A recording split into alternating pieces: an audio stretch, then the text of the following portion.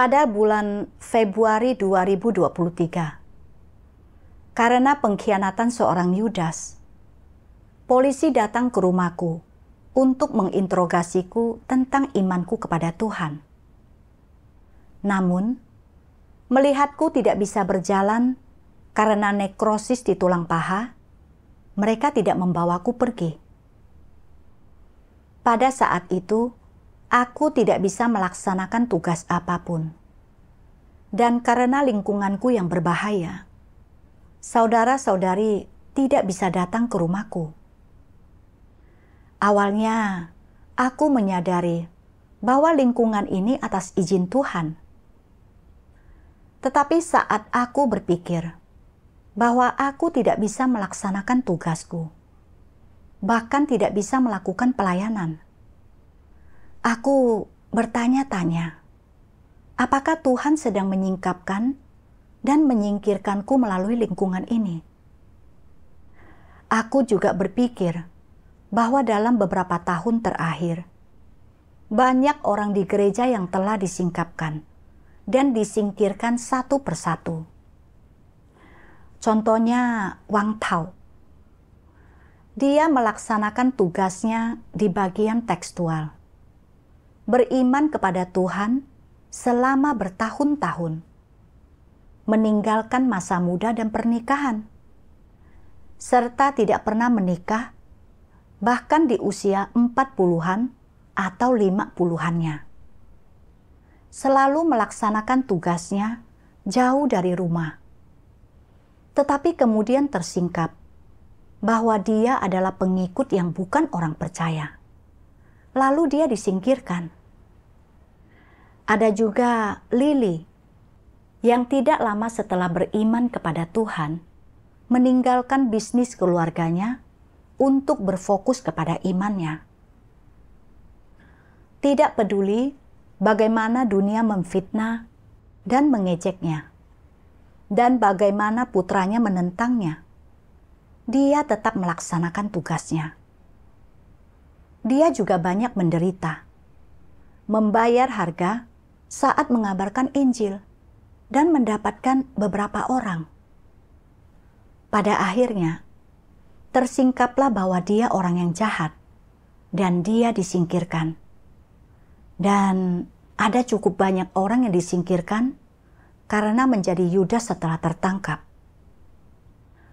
Melihat semua orang yang kukenal ini disingkapkan dan disingkirkan satu persatu, aku merasa bahwa pekerjaan Tuhan benar-benar telah sampai pada titik di mana semua orang dikelompokkan sesuai jenisnya.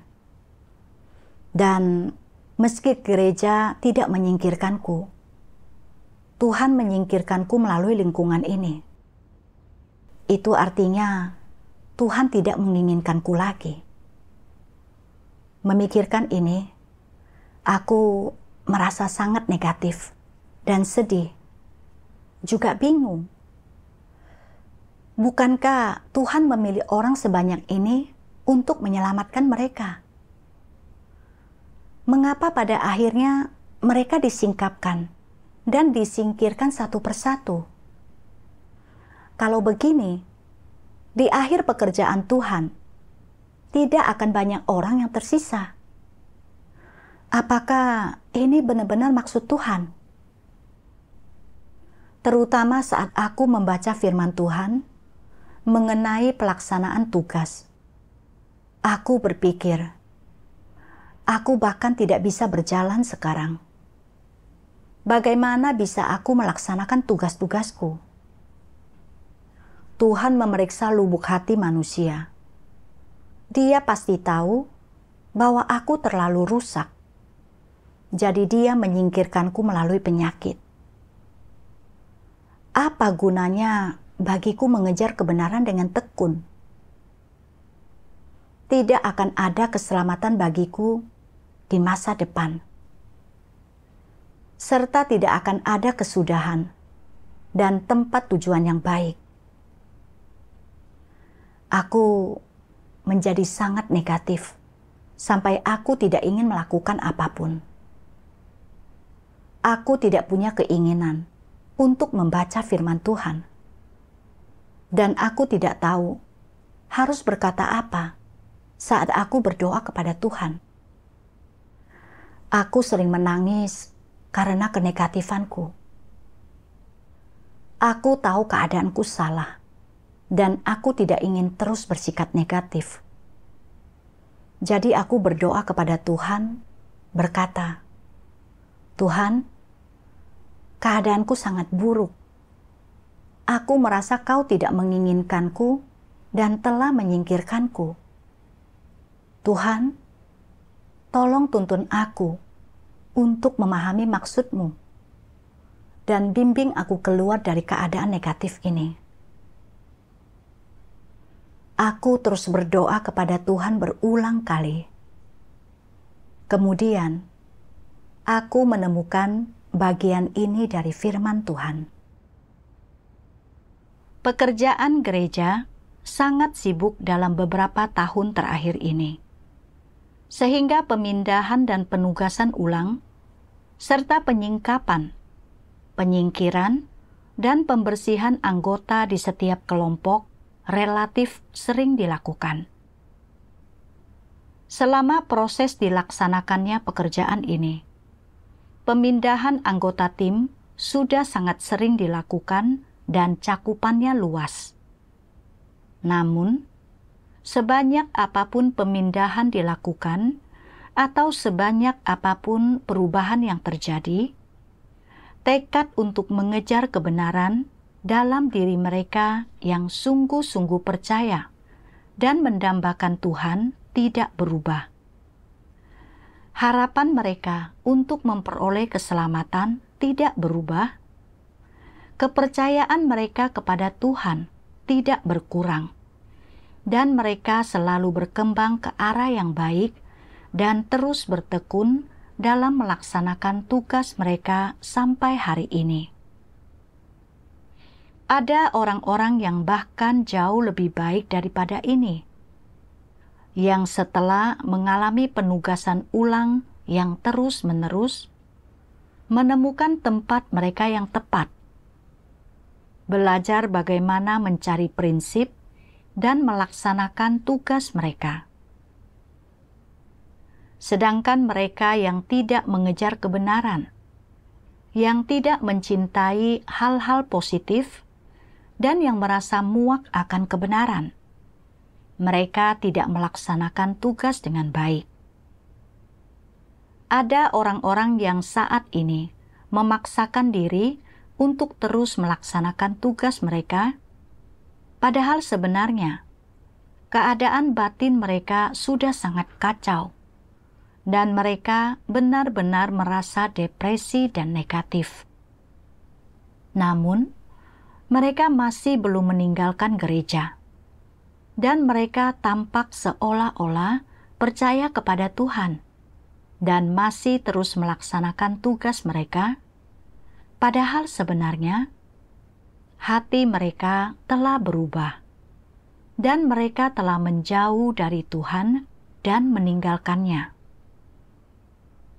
Ada orang-orang yang menikah dan kembali ke rumah untuk menjalani kehidupan mereka.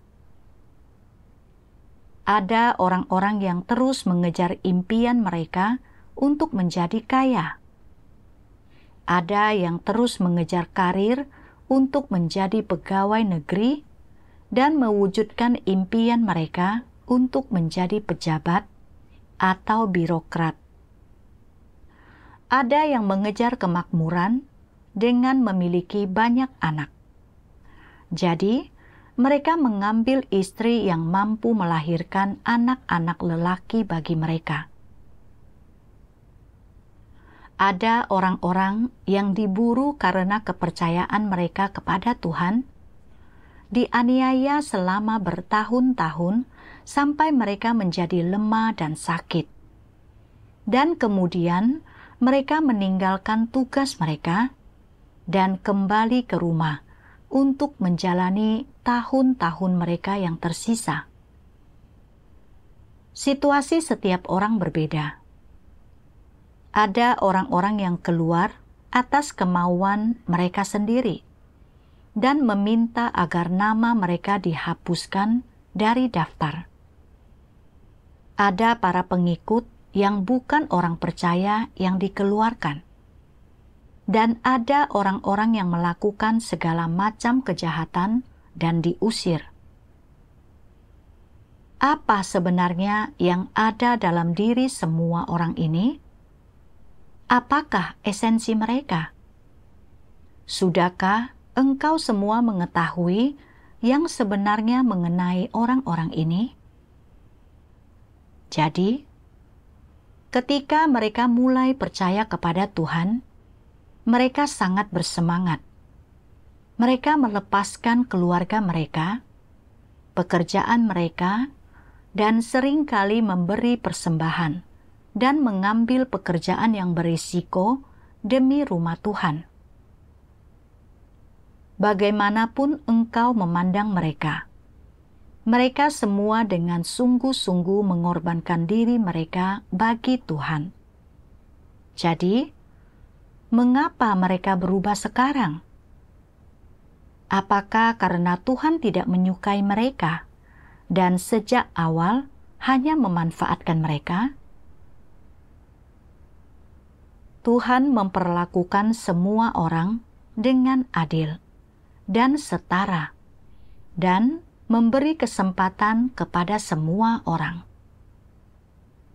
Mereka semua menjalani kehidupan bergereja, makan dan minum firman Tuhan, dan hidup dengan dibekali, disirami, dan digembalakan oleh Tuhan.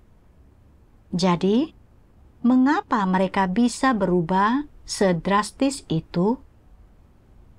Perilaku mereka saat mereka mulai percaya kepada Tuhan dan perilaku mereka pada saat mereka meninggalkan gereja bagaikan perilaku dua orang yang berbeda. Apakah Tuhan yang telah menyebabkan mereka kehilangan harapan? Apakah rumah Tuhan atau perbuatan Tuhan yang telah menyebabkan mereka merasa sangat kecewa? Apakah Tuhan, firman yang Tuhan ucapkan, atau pekerjaan Tuhan yang telah melukai martabat mereka? Tidak. Jadi, apa penyebabnya? Siapa yang dapat menjelaskan hal ini?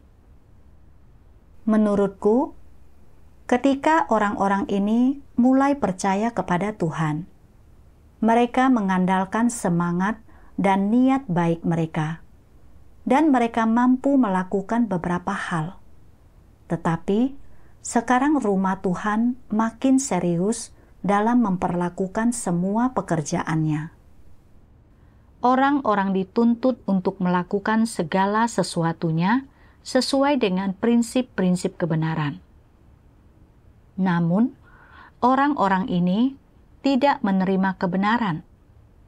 Mereka menjadi tak terkendali, melakukan apapun sekehendak hati mereka saat melaksanakan tugas mereka, dan mereka sering dipangkas. Jadi, mereka makin merasa bahwa mereka tidak bisa terus bersikap asal-asalan seperti biasanya.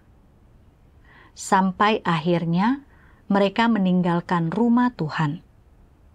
Menurutku, ini adalah salah satu penyebabnya. Mereka tidak bisa terus bersikap asal-asalan seperti biasanya. Apakah jawaban ini benar? Mereka tidak bisa terus bersikap asal-asalan seperti biasanya. Ini dikatakan mengenai orang-orang yang selalu bersikap asal-asalan. Ada orang-orang yang mulai percaya kepada Tuhan, yang tidak bersikap asal-asalan, yang sangat bersungguh-sungguh, yang memperlakukan hal ini dengan sangat serius. Lalu, mengapa mereka tidak terus bertahan? Karena pada dasarnya, orang-orang ini tidak mencintai kebenaran. mereka mulai percaya kepada Tuhan untuk menerima berkat.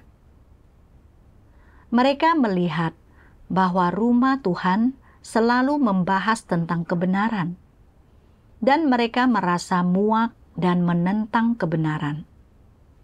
Dan mereka menjadi makin tak ingin menghadiri pertemuan dan mendengarkan khotbah. Dan dengan cara inilah mereka tersingkap. Ini adalah salah satu situasinya. Dan ada banyak orang yang seperti ini. Ada juga orang-orang yang selalu melaksanakan tugas mereka dengan sembarangan, yang tidak pernah melaksanakan tugas mereka dengan baik, atau tidak mau bertanggung jawab atas tugas mereka, apapun tugas tersebut. Bukan karena mereka tidak mampu, atau karena kualitas mereka tidak memadai untuk tugas tersebut, melainkan karena mereka tidak taat dan mereka tidak melakukan segala sesuatu sesuai dengan tuntutan rumah Tuhan. Mereka selalu berbuat sekehendak hati mereka, sampai akhirnya mereka menyebabkan kekacauan dan gangguan karena menjadi tidak terkendali dan berbuat sesuka hati mereka. Mereka tidak bertobat bagaimanapun mereka dipangkas, sehingga pada akhirnya mereka diusir. Orang-orang yang diusir ini memiliki watak yang sangat menjijikkan dan kemanusiaan yang congkak. Dimanapun mereka berada, mereka ingin menjadi penentu keputusan. Mereka memandang rendah semua orang, dan mereka bertindak sewenang-wenang, sampai akhirnya mereka diusir. Ada orang-orang yang setelah digantikan dan disingkirkan, mereka merasa tidak ada yang berjalan lancar bagi mereka dimanapun mereka berada.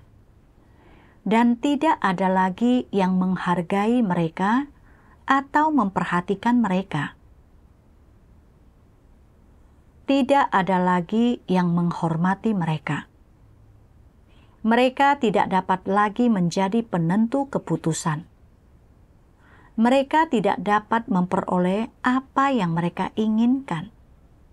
Dan tidak ada harapan bagi mereka untuk memperoleh status, apalagi menerima berkat.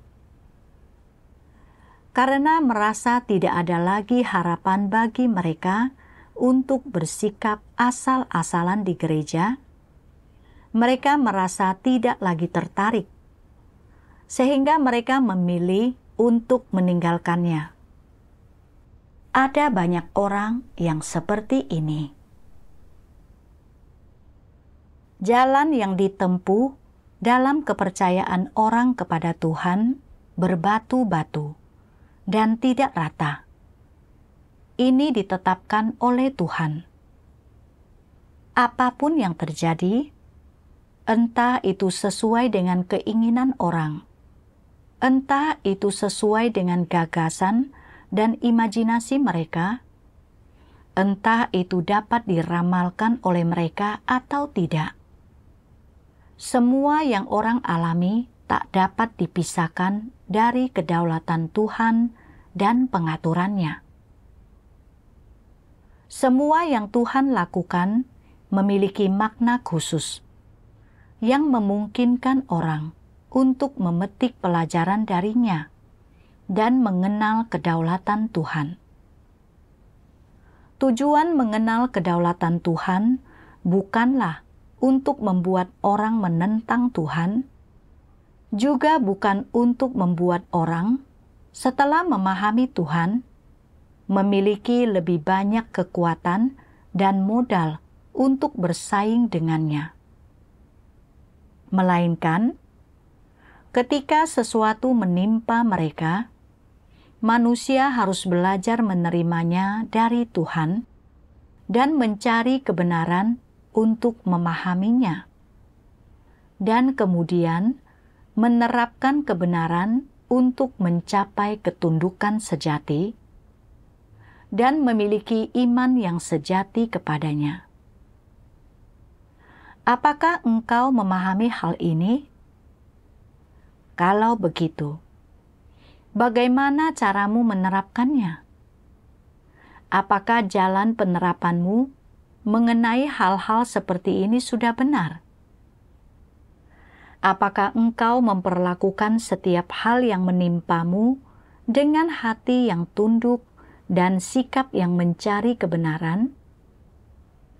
Jika engkau adalah orang yang mengejar kebenaran, engkau akan memiliki pola pikir seperti itu. Apapun yang menimpamu, engkau akan menerimanya dari Tuhan. Dan engkau akan terus mencari kebenaran dan memahami maksudnya, serta memandang orang dan segala sesuatu berdasarkan firman-Nya.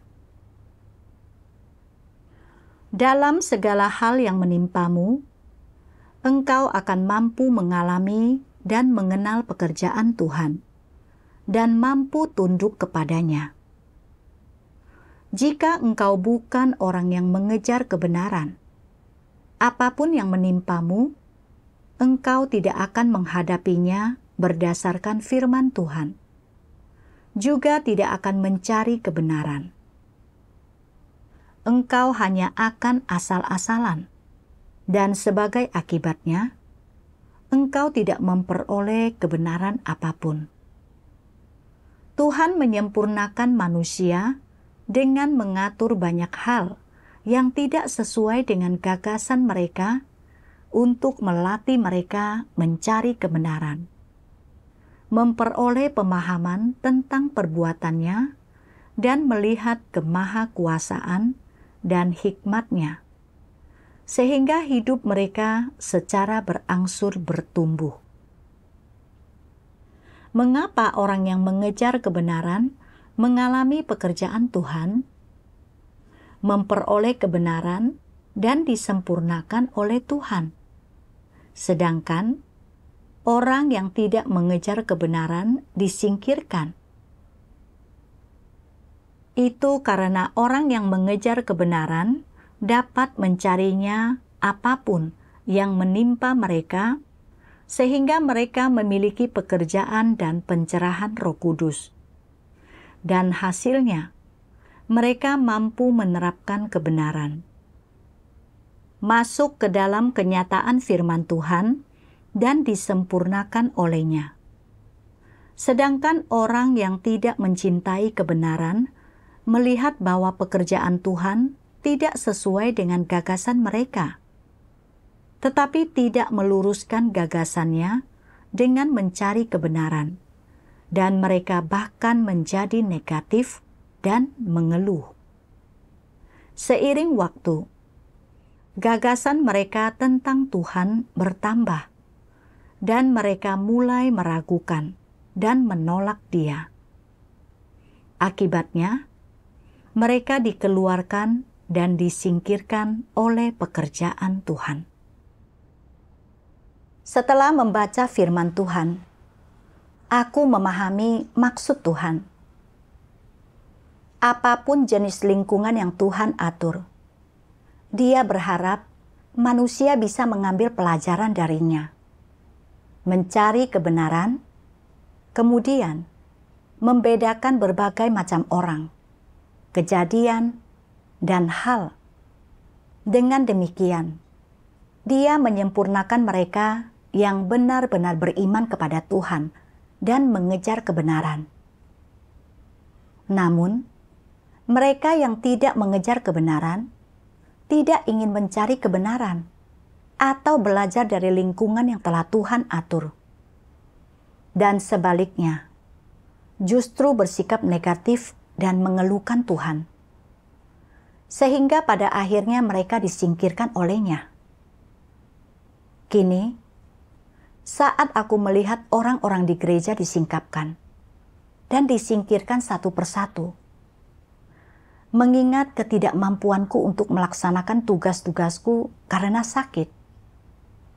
Aku berpikir bahwa Tuhan sedang menyingkapkan dan menyingkirkanku, yang membuatku merasa negatif. Semua ini perlu dibereskan melalui pencarian kebenaran. Aku tidak bisa terus hidup dalam kenegatifan. Aku merenungkan hal-hal yang kusingkapkan.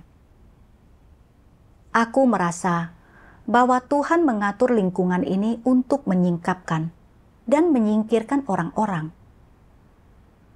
Bahwa Tuhan secara sepihak tidak menginginkan manusia. Apakah sudut pandang ini benar?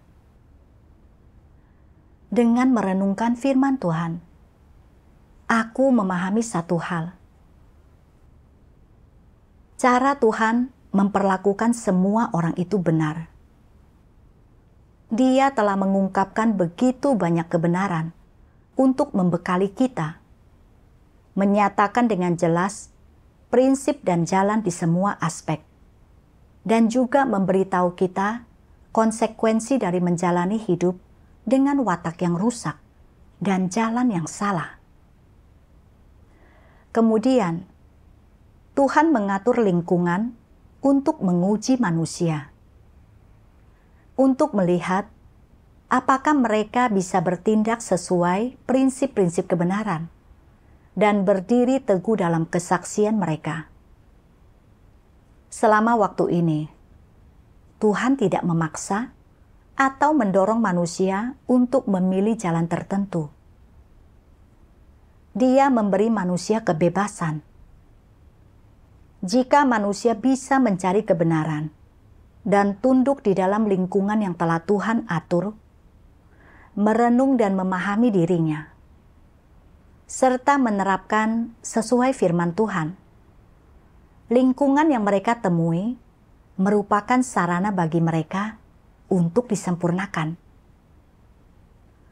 Namun, jika mereka menolak lingkungan yang telah Tuhan atur dan tidak mencari kebenaran, lingkungan inilah yang menyingkapkan dan menyingkirkan mereka. Hasil akhir seseorang berkaitan dengan pilihan mereka sendiri dan jalan yang mereka lalui. Seperti yang dikatakan firman Tuhan, keberhasilan atau kegagalan tergantung pada jalan yang manusia jalani. Memikirkan orang-orang di gereja yang disingkapkan dan disingkirkan, itu semua terkait dengan pilihan pribadi mereka dan kegagalan mereka mengejar kebenaran. Seperti Wang Tao. Meski awalnya dia meninggalkan semuanya untuk melaksanakan tugas-tugasnya, dia secara konsisten tidak mau menerima kebenaran, selalu menganalisis orang dan berbagai hal secara berlebihan. Dia tidak mendengarkan persekutuan pemimpin, dan dia tidak ingin melaksanakan tugasnya. Dia bahkan dengan tidak sabar berkata, mereka membicarakan pekerjaan Tuhan yang akan berakhir setiap harinya. Tetapi, siapa yang tahu kapan itu akan terjadi? Aku ingin bekerja dan menghasilkan uang. Pemimpin mempersekutukan pentingnya beriman kepada Tuhan dan melaksanakan tugas-tugas. Tetapi dia menganggap dirinya lebih tahu, berkata, kalau begitu, berhentikan saja aku. Aku tidak bisa melaksanakan tugas ini. Setelah pemberhentiannya, beberapa saudara-saudari bersekutu dengannya mengenai pelaksanaan tugas. Dan dia berkata, tidak peduli bagaimanapun kau bersekutu denganku, aku tidak akan melaksanakan tugasku. Silakan saja keluarkan aku jika kau mau. Sedangkan Lily Meski dia mampu meninggalkan semuanya, mengorbankan dirinya, dan melaksanakan tugas-tugasnya, dia tidak menerima beberapa hal dari Tuhan dan menolak untuk menerima kebenaran secara langsung, menganalisis orang-orang, dan berbagai hal secara berlebihan, bahkan menghakimi saudara-saudari dan mengganggu kehidupan gereja. Meski saudara-saudarinya telah berulang kali mencoba bersekutu dengannya, dia menolak untuk berubah. Kemudian, pengabaran Injilnya tidak membuahkan hasil. Dia bahkan menyebarkan kenegatifan, menyebabkan gangguan dalam pekerjaan Injil. Saat dipangkas oleh pimpinan, dia tampak menerimanya. Tetapi kemudian, menyebarkan ketidakpuasannya terhadap pemimpin tersebut, menarik orang lain ke pihaknya, dan menyebabkan mereka berprasangka terhadap pemimpin mereka. Tidak menunjukkan rasa penyesalan sama sekali. Kulihat mereka disingkapkan dan disingkirkan karena mereka secara konsisten tidak mau menerima kebenaran, gagal merenungkan dan memahami diri mereka sendiri dalam keadaan yang mereka hadapi, dan cenderung bertindak menurut watak mereka yang rusak, mengacaukan, dan mengganggu pekerjaan gereja. Namun, aku keliru meyakini bahwa Tuhan secara sepihak ingin menyingkirkan manusia, bahwa Dia tidak menginginkan manusia lagi. Ini kesalahpahaman terhadap Tuhan, dan bahkan bisa dianggap sebagai penghujatan terhadap Tuhan. Aku juga memikirkan tentang bagaimana penyakitku yang telah membuatku tidak bisa keluar untuk melaksanakan tugasku, dan karena lingkunganku yang berbahaya, saudara-saudari tidak bisa menghubungiku. Aku yakin bahwa Tuhan telah menyingkapkanku dan menyingkirkanku. Tetapi ini juga kesalahpahaman terhadap Tuhan. Sebenarnya, Tuhan mengatur lingkungan seperti itu untuk mengujiku, untuk melihat jalan mana yang akan kupilih. Jika aku terus mengeluh dan salah paham, hidup dalam kenegatifan, tidak membaca firman Tuhan, tidak berdoa kepada Tuhan, atau mendekatkan diri kepadanya, atau bahkan berpikir untuk meninggalkan Tuhan, maka lingkungan ini akan benar-benar menyingkapkan dan menyingkirkanku.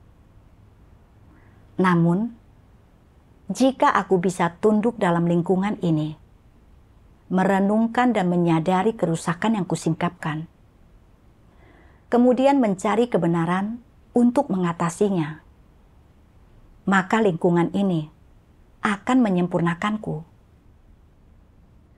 Memahami hal-hal ini sangat mencerahkan hatiku. Kini, meski aku tidak bisa melaksanakan tugas-tugasku di lingkungan ini, aku harus tunduk, mencari kebenaran, dan mengatasi watakku yang rusak.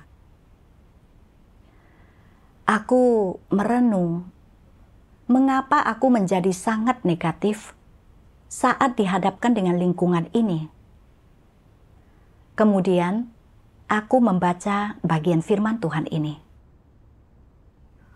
Orang percaya kepada Tuhan untuk mendapatkan berkat, memperoleh upah, dan menerima mahkota. Bukankah tujuan ini ada di hati semua orang? Kenyataannya memang demikian. Meskipun orang tidak sering membicarakannya, dan bahkan menyembunyikan motif dan keinginan mereka untuk mendapatkan berkat, keinginan dan motif yang ada di lubuk hati orang ini selalu tak tergoyahkan. Sebanyak apapun teori rohani yang orang pahami, pengalaman atau pengetahuan apapun yang mereka miliki, tugas apapun yang dapat mereka laksanakan, sebanyak apapun penderitaan yang mereka tanggung, atau sebesar apapun harga yang harus mereka bayar, mereka tidak pernah melepaskan motivasi untuk mendapatkan berkat yang tersembunyi di lubuk hati mereka, dan yang selalu secara diam-diam bekerja keras saat melakukan pelayanan. Bukankah ini hal yang tersembunyi paling dalam di lubuk hati manusia? Tanpa motivasi untuk menerima berkat ini, bagaimana perasaanmu? Dengan sikap apa engkau akan melaksanakan tugasmu dan mengikuti Tuhan? Apa yang akan terjadi pada orang jika motivasi untuk menerima berkat yang tersembunyi di dalam hati mereka ini disingkirkan? Mungkin banyak orang akan menjadi negatif, sementara beberapa orang akan kehilangan motivasi dalam tugas mereka. Mereka pasti kehilangan minat dalam kepercayaan mereka kepada Tuhan, seolah-olah jiwa mereka telah lenyap. Mereka akan terlihat seolah-olah hati mereka telah direnggut. Inilah sebabnya kukatakan bahwa motivasi untuk mendapatkan berkat adalah sesuatu yang sangat tersembunyi dalam hati manusia. Mungkin saat melaksanakan tugas mereka atau menjalani kehidupan bergereja, mereka merasa bahwa mereka mampu meninggalkan keluarga dan dengan senang hati mengorbankan diri mereka untuk Tuhan. Dan bahwa sekarang mereka memiliki pengetahuan tentang motivasi mereka untuk menerima berkat dan telah mengesampingkan motivasi ini dan tidak lagi dikuasai atau dikendalikan olehnya. Kemudian, mereka berpikir bahwa mereka tidak lagi memiliki motivasi untuk diberkati. Padahal menurut Tuhan, justru sebaliknya. Orang-orang hanya melihat hal-hal yang terlihat di luarnya. Tanpa ujian, mereka merasa baik tentang diri mereka sendiri. Selama mereka tidak meninggalkan gereja atau menyangkal nama Tuhan, dan mereka bertekun dalam mengorbankan diri bagi Tuhan, mereka yakin bahwa mereka telah berubah. Mereka merasa tidak lagi didorong oleh semangat pribadi atau dorongan sesaat dalam melaksanakan tugas mereka. Sebaliknya, mereka yakin bahwa mereka mampu mengejar kebenaran dan mereka mampu untuk terus mencari dan menerapkan kebenaran saat melaksanakan tugas mereka, sehingga watak rusak mereka dimurnikan dan mereka mencapai sedikit perubahan sejati. Namun, jika sesuatu terjadi yang berkaitan langsung dengan tempat tujuan dan kesudahan manusia, bagaimana perilaku mereka? Kebenaran disingkapkan secara keseluruhan. Setelah membaca firman Tuhan, aku sadar bahwa aku beriman pada Tuhan hanya untuk memperoleh berkat. Dahulu, saat aku tidak menghadapi keadaan apapun, aku bisa melaksanakan tugas-tugasku secara aktif. Aku akan melakukan pekerjaan apapun yang ditugaskan oleh gereja. Bahkan saat aku menderita penyakit, aku tetap tekun melaksanakan tugas-tugasku. Namun kini, karena sakit parah, aku tidak bisa melaksanakan tugas apapun, dan saudara-saudari tidak bisa menghubungiku. Aku merasa bahwa Tuhan telah menyingkirkanku, dan aku tidak punya lagi kesudahan atau tempat tujuan yang baik lagi. Aku menjadi negatif sampai pada titik di mana aku tidak ingin melaksanakan tugas apapun, mengejar kebenaran, atau bekerja keras untuk menjadi lebih baik lagi. Aku bahkan tidak ingin membaca firman Tuhan, dan aku hidup di dalam keadaan negatif. Ternyata, aku melaksanakan tugas-tugasku dengan giat untuk memperoleh berkat, untuk ditukar dengan kesudahan dan tempat tujuan yang baik dari Tuhan. Saat aku menyadari bahwa tidak ada lagi harapan untuk menerima berkat, aku kehilangan dorongan untuk beriman kepada Tuhan. Tidak ada ketulusan dalam imanku kepada Tuhan dan pelaksanaan tugasku. Dahulu, aku mengira bahwa imanku kepada Tuhan tulus, bahwa aku adalah seseorang yang mengejar kebenaran, dan setiap kali sesuatu terjadi, aku akan segera mencari kebenaran untuk membereskannya. Pengalaman ini sudah benar-benar menyingkapkanku. Saat aku menyadari bahwa tidak ada lagi harapan untuk diberkati, aku menjadi negatif dan berhenti mencari kebenaran. Bagaimana aku bisa menjadi seseorang yang mengejar kebenaran? Bahkan jika aku tidak menghadapi lingkungan seperti ini, dan bisa terus melaksanakan tugas-tugasku, jika watakku yang rusak tidak berubah, motivasiku dan pandanganku dalam beriman kepada Tuhan, serta pelaksanaan tugas-tugasku tidak benar, pada akhirnya, aku akan menjadi target penyingkiran Tuhan, karena tidak memperoleh kebenaran. Aku merasa menyesal dan berutang budi.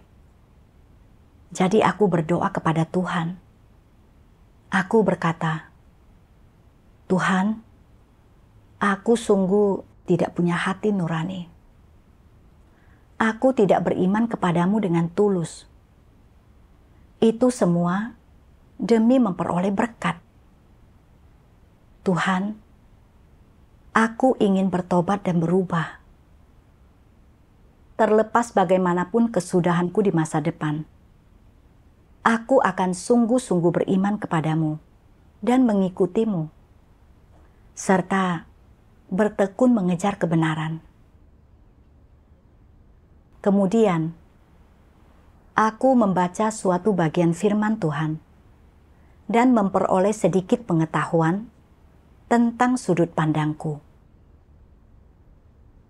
Tuhan yang Maha Kuasa berfirman, ada orang-orang yang bertanya, bukankah Tuhan ingin semua orang diselamatkan dan tidak ingin ada seorang pun yang binasa? Jika Tuhan menggunakan metode seperti itu untuk bertindak, berapa banyak orang yang akan dapat diselamatkan? Sebagai jawabannya, Tuhan akan bertanya, berapa banyak orang yang mendengarkan firman-Ku dan mengikuti jalan-Ku? Jumlahnya sama banyaknya. Inilah pandangan Tuhan dan metode pekerjaannya. Tuhan tidak melakukan apa-apa lagi. Apa gagasan manusia mengenai hal ini? Tuhan mengasihani umat manusia ini. Dia peduli terhadap umat manusia ini. Jadi, dia harus memikul tanggung jawab sampai akhir. Jika manusia mengikuti dia sampai akhir, manusia pasti akan diselamatkan. Apakah gagasan ini benar atau salah? Apakah itu sesuai dengan maksud Tuhan? Pada zaman kasih karunia, wajar jika manusia memiliki gagasan seperti ini karena mereka tidak mengenal Tuhan. Pada akhir zaman, Tuhan telah memberi tahu manusia semua kebenaran ini, dan Tuhan juga telah menjelaskan kepada mereka prinsip-prinsip pekerjaannya dalam menyelamatkan manusia. Jadi, sangat tidak masuk akal jika manusia masih memiliki gagasan seperti ini di dalam hati mereka. Tuhan telah memberitahukan kepadamu semua kebenaran ini.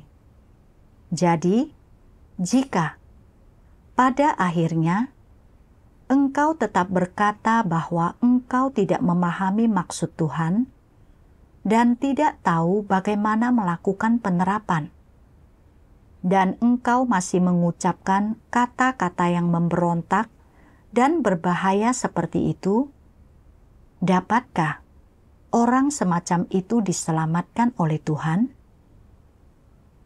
Ada orang-orang yang selalu berpikir, Tuhan melakukan pekerjaan yang begitu besar. Dia seharusnya mendapatkan lebih dari separuh penduduk dunia dan menggunakan kekuatan besar yang terdiri dari banyak orang dengan banyak tokoh kelas atas untuk memberikan kesaksian tentang kemuliaan Tuhan. Betapa indahnya hal itu. Ini adalah gagasan manusia. Di dalam Alkitab, dalam Perjanjian Lama dan Baru, berapa total orang yang diselamatkan dan disempurnakan? Siapa yang mampu takut akan Tuhan dan menjauhi kejahatan pada akhirnya? Ayub dan Petrus. Hanya mereka berdua. Sebagaimana Tuhan memandangnya, takut akan dia dan menjauhi kejahatan. Sebenarnya, berarti memenuhi standar pengenalan akan dia, pengenalan akan Sang Pencipta. Orang-orang seperti Abraham dan Nuh adalah orang benar di mata Tuhan, tetapi mereka masih setingkat di bawah Ayub dan Petrus. Tentu saja, Tuhan tidak melakukan pekerjaan yang sedemikian banyak pada waktu itu. Dia tidak membekali manusia seperti yang Dia lakukan sekarang. Dia juga tidak mengucapkan begitu banyak firman yang jelas. Dia juga tidak melakukan pekerjaan penyelamatan dalam skala besar. Dia mungkin tidak mendapatkan banyak orang, tetapi ini masih bagian dari takdirnya. Aspek apa dari watak Sang Pencipta yang dapat dilihat dalam hal ini? Tuhan berharap mendapatkan banyak orang. Tetapi jika pada kenyataannya banyak orang tidak bisa didapatkan, jika umat manusia ini tidak bisa didapatkan oleh Tuhan saat Dia melakukan pekerjaan penyelamatannya, Tuhan lebih suka meninggalkan mereka dan membuang mereka. Inilah kata hati dan pandangan Sang Pencipta. Berkenaan dengan hal ini, apa tuntutan atau gagasan yang dimiliki manusia terhadap Tuhan? Karena engkau ingin menyelamatkanku, engkau harus bertanggung jawab sampai akhir. Dan engkau menjanjikanku berkat. Jadi, engkau harus memberikannya kepadaku dan membiarkanku mendapatkannya. Dalam diri manusia, ada banyak keharusan, banyak tuntutan, dan ini adalah salah satu gagasan manusia. Yang lain berkata, Tuhan melakukan pekerjaan yang sedemikian besar. Rencana pengelolaan 6.000 tahun. Jika pada akhirnya dia hanya mendapatkan 2 orang, akan sangat disayangkan. Bukankah itu berarti tindakannya sia-sia? Manusia berpikir seharusnya tidak demikian. Tetapi Tuhan bahkan senang mendapatkan 2 orang. Tujuan Tuhan yang sebenarnya bukan hanya untuk mendapatkan kedua orang itu, tetapi untuk mendapatkan lebih dari itu. Jika manusia tidak sadar dan memahaminya, dan mereka semua salah paham dan menentang Tuhan, serta tak punya harapan dan tak berarti, Tuhan lebih suka tidak mendapatkan mereka. Itulah wataknya. Beberapa orang berkata, itu tidak akan berhasil. Bukankah iblis nanti akan tertawa? Iblis mungkin tertawa, tetapi bukankah dia tetap adalah musuh yang ditaklukkan Tuhan? Tuhan tetap mendapatkan umat manusia. Beberapa di antara mereka yang dapat memberontak terhadap iblis dan tidak dikendalikan olehnya. Tuhan telah mendapatkan makhluk ciptaan sejati. Apakah mereka yang belum didapatkan Tuhan lalu ditawan oleh iblis? Engkau semua belum disempurnakan. Apakah engkau semua mampu mengikut iblis? Beberapa orang berkata, bahkan jika Tuhan tidak menginginkanku, aku tetap tidak akan mengikut iblis. Bahkan, jika dia menawariku berkat, aku tidak akan mengambilnya.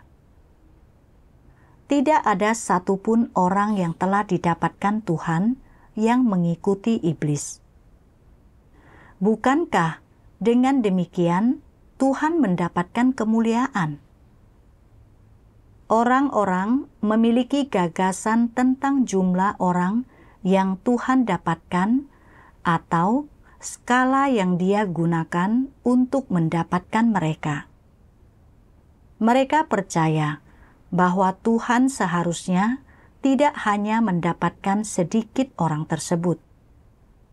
Manusia dapat memunculkan gagasan seperti itu karena, di satu sisi, manusia tidak dapat menyelami pikiran Tuhan dan tidak dapat memahami orang seperti apa yang ingin dia dapatkan. Selalu ada jarak antara manusia dan Tuhan. Di sisi lain, memiliki gagasan seperti itu adalah cara bagi manusia untuk menghibur dirinya sendiri dan membebaskan dirinya sejauh menyangkut nasib dan masa depannya sendiri. Manusia percaya Tuhan telah mendapatkan sangat sedikit orang. Betapa mulianya bagi Dia jika mendapatkan kita semua. Jika Tuhan tidak membuang seorang pun, tetapi menaklukkan semua orang, dan semua orang disempurnakan pada akhirnya. Dan pembicaraan tentang Tuhan memilih dan menyelamatkan umat manusia tidak sia-sia. Demikian pula pekerjaan pengelolaannya. Bukankah iblis akan semakin dipermalukan? Bukankah Tuhan akan mendapatkan kemuliaan yang lebih besar? Manusia dapat mengatakan ini sebagian karena dia tidak mengenal Sang Pencipta, dan sebagian lagi karena dia memiliki motif egoisnya sendiri. Dia khawatir tentang masa depannya. Jadi, dia mengaitkannya dengan kemuliaan Sang Pencipta. Dan dengan demikian, hatinya merasa tenang. Berpikir bahwa dia bisa mendapatkan bagiannya juga. Selain itu, dia juga merasa bahwa Tuhan mendapatkan manusia dan mempermalukan iblis adalah bukti kuat kekalahan iblis. Itu seperti membunuh 3 ekor burung dengan sebuah batu. Orang-orang sangat pandai mencari cara untuk menguntungkan diri mereka sendiri. Gagasan ini cukup cerdas, bukan? Orang memiliki motif yang egois. Dan bukankah ada suatu pemberontakan dalam motif-motif ini? Bukankah ada tuntutan yang dibuat kepada Tuhan? Di dalamnya ada penentangan yang tak terucap terhadap Tuhan yang mengatakan, "Engkau telah memilih kami, memimpin kami, bekerja keras untuk kami, menganugerahkan hidupmu dan seluruh keberadaanmu kepada kami, menganugerahkan firman dan kebenaranmu atas kami, dan meminta kami mengikutimu selama ini. Betapa ruginya jika engkau tidak bisa mendapatkan kami pada akhirnya." Alasan seperti itu adalah upaya untuk memeras Tuhan, mewajibkannya untuk mendapatkan mereka. Dikatakan bahwa jika Tuhan tidak mendapatkan mereka, mereka tidak akan rugi, dan bahwa Tuhanlah yang akan mengalami kerugian. Apakah pernyataan ini benar? Dalam hal ini, ada tuntutan manusia, serta ada imajinasi dan gagasannya. Tuhan melakukan pekerjaan yang sedemikian besar, jadi Dia harus mendapatkan banyak manusia. Dari mana asal keharusan ini? Itu berasal dari gagasan dan imajinasi manusia, tuntutannya yang tidak masuk akal, dan keangkuhannya, bersama dengan campuran dari wataknya yang keras pendirian dan kejam. Dari firman Tuhan, aku memperoleh sedikit pemahaman mengenai gagasanku sendiri. Dahulu, aku berpikir, Tuhan tidak seharusnya menyingkapkan dan menyingkirkan manusia. Seharusnya Dia memperoleh lebih banyak manusia agar Dia bisa menerima lebih banyak lagi kemuliaan. Oleh karena itu, saat aku melihat orang-orang di gereja disingkapkan dan disingkirkan satu persatu, aku merasa bingung. Ada begitu banyak orang yang disingkapkan dan disingkirkan. Lalu, berapa banyak yang akhirnya akan diselamatkan? Terutama saat aku tidak bisa melaksanakan tugas-tugasku karena sakit. Aku juga merasa bahwa Tuhan sedang menyingkapkan dan menyingkirkanku. Aku salah paham terhadap Tuhan dan bahkan berdebat dengannya di dalam hatiku. Bukankah pekerjaan Tuhan itu menyelamatkan manusia? Mengapa kita semua pada akhirnya disingkirkan? Ini menunjukkan kurangnya pengetahuanku tentang pekerjaan Tuhan. Sebenarnya, maksud Tuhan untuk menyelamatkan manusia tidak berubah. Dan Dia berharap memperoleh lebih banyak manusia.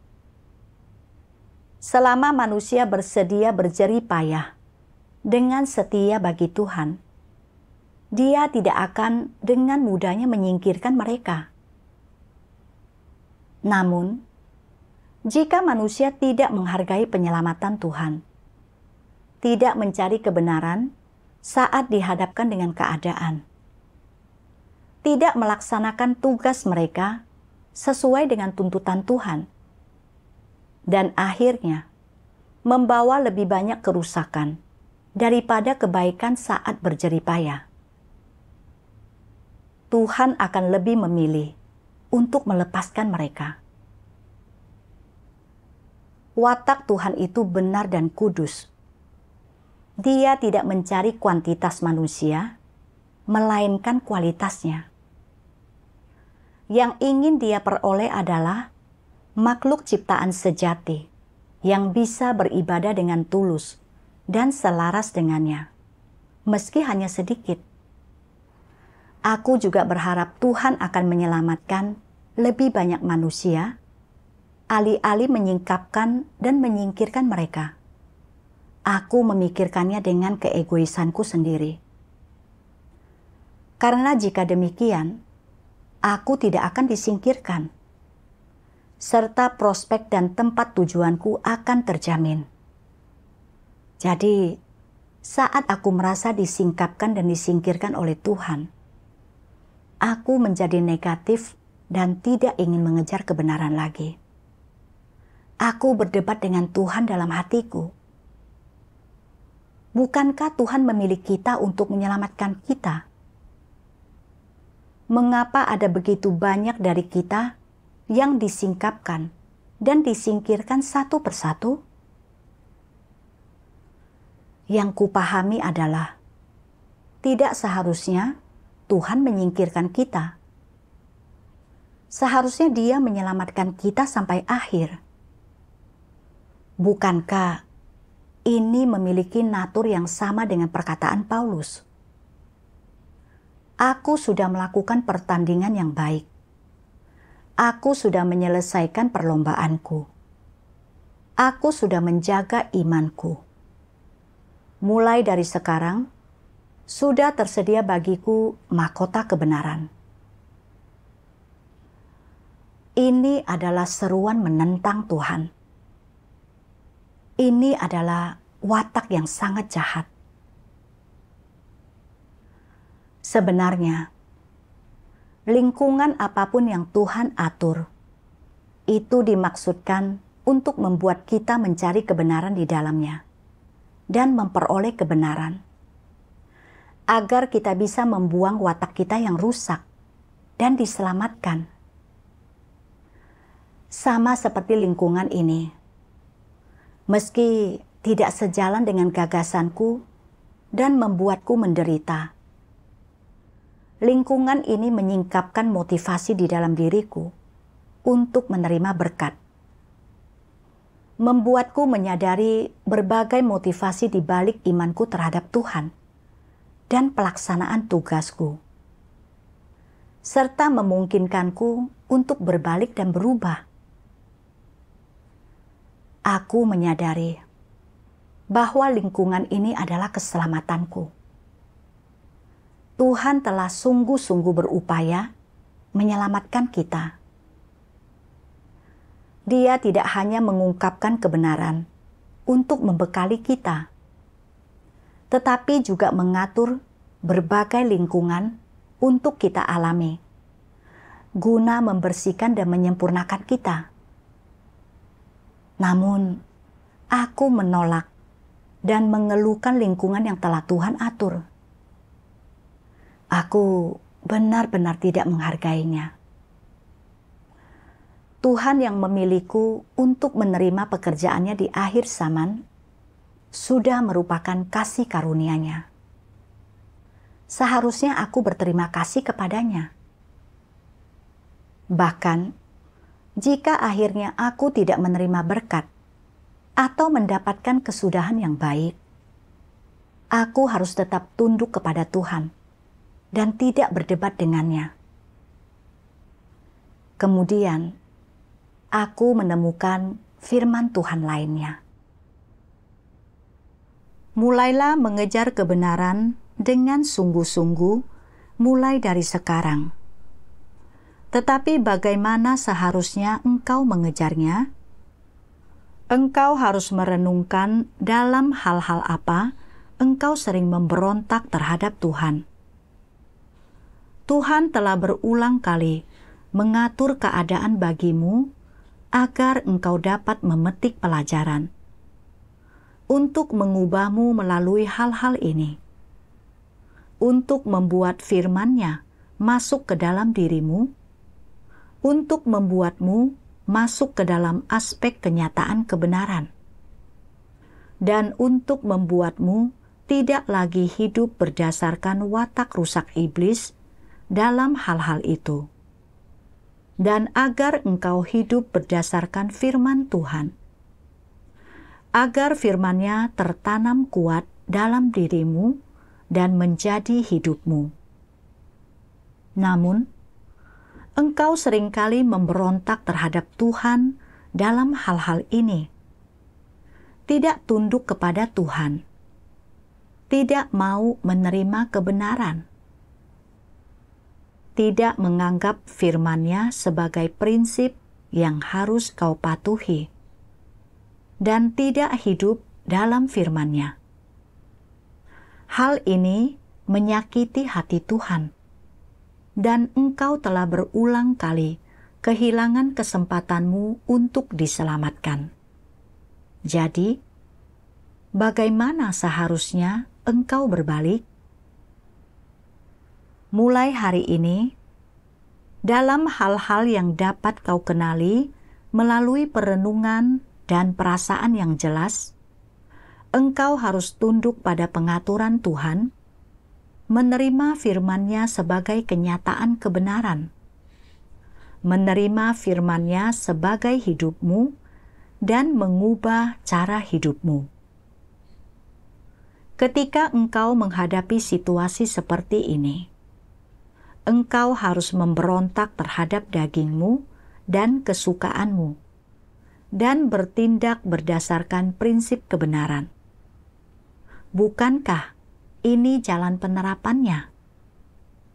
Namun, jika engkau ingin memperoleh keselamatan, jika engkau ingin menerapkan dan mengalami firman Tuhan, serta memperoleh kebenaran dan hidup, engkau harus lebih banyak membaca firman Tuhan, memahami kebenaran, mampu melakukan penerapan, dan tunduk pada firman-Nya.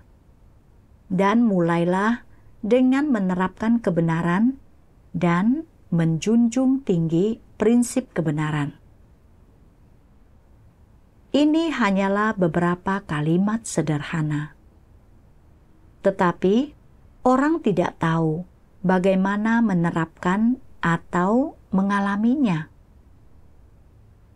Apapun kualitas atau pendidikanmu, dan berapapun usia atau seberapapun lamanya engkau telah percaya kepada Tuhan, bagaimanapun juga, jika engkau berada di jalan yang benar, yaitu jalan menerapkan kebenaran, jika engkau memiliki tujuan dan arah yang benar, dan jika apa yang kau kejar dan kerahkan semuanya adalah demi menerapkan kebenaran, yang pada akhirnya akan kau peroleh tentunya adalah kenyataan kebenaran dan firman Tuhan akan menjadi hidupmu. Tentukan terlebih dahulu tujuanmu. Kemudian, secara bertahap, lakukan penerapan berdasarkan jalan ini. Dan pada akhirnya, engkau pasti akan memetik pelajaran. Apakah engkau semua mempercayainya? Firman Tuhan menunjukkan jalan penerapan padaku. Jika aku ingin mengejar kebenaran dan diselamatkan, aku harus tunduk kepada lingkungan yang telah Tuhan atur, mencari kebenaran dan menerapkannya sesuai firman Tuhan. Meski aku tidak bisa melaksanakan tugas-tugasku sekarang, atau berhubungan dengan saudara-saudari, aku melihat perlindungan Tuhan dalam keadaan ini. Meski penyakitku parah, Tuhan menganugerahiku setiap embusan napas, dan aku masih hidup. Aku masih bisa membaca firman Tuhan di rumah. Tuhan tidak merampas hakku untuk membaca firman-Nya.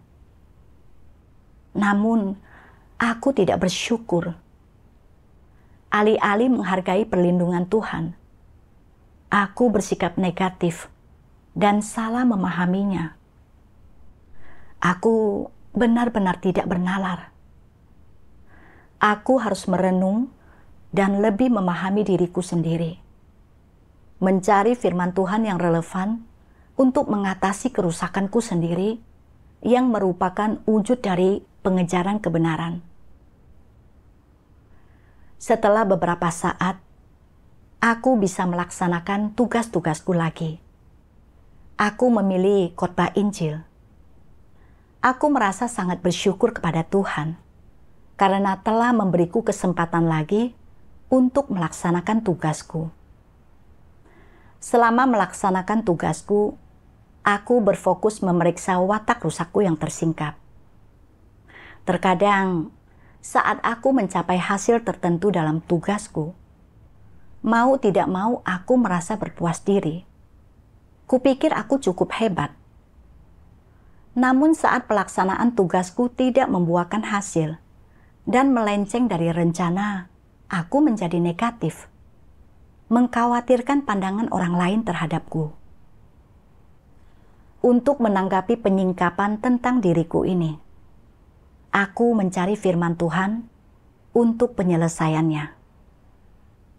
Setelah menerapkan ini selama beberapa saat, hatiku merasa sangat puas.